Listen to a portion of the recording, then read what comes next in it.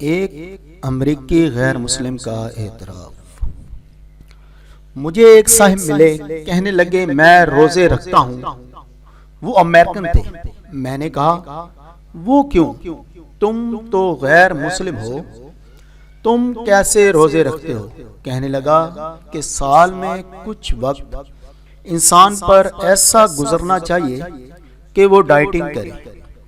جب ہم کچھ عرصہ کے لیے ڈائجسٹو سسٹم کو فارغ کر دیتے ہیں تو جسم کے اندر کچھ رطوبتیں ایسی ہوتی ہیں جو ختم ہو جاتی ہیں۔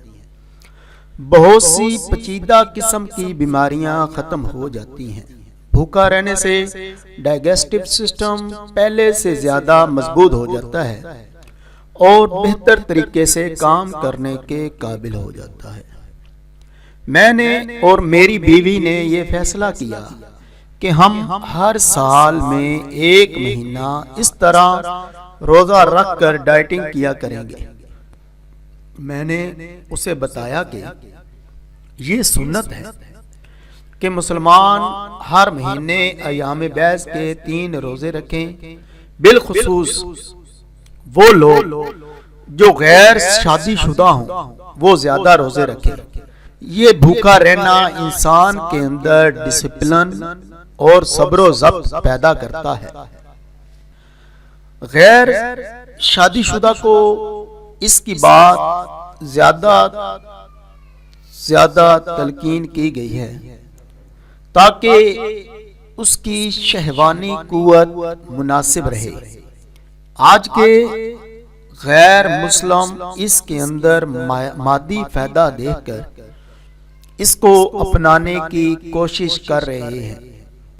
علماء فرماتے ہیں کہ میں نے سنت نبوی میں سے 100 سے زیادہ ایسی مثالیں دیکھی ہیں کہ جن کو ہو بہو سائنس کی دنیا تسلیم کرتی ہے۔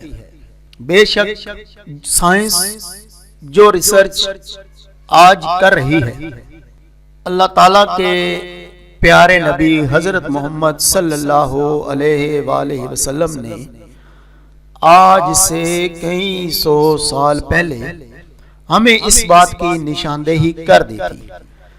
اللہ تعالیٰ ہمیں حضور نبی کریم صلی اللہ علیہ وآلہ وسلم کے فرمان کے مطابق زندگی گزارنے اور اس پر عمل کرنے کی توفیق عطا فرمائے۔ آمین یا رب العالمین۔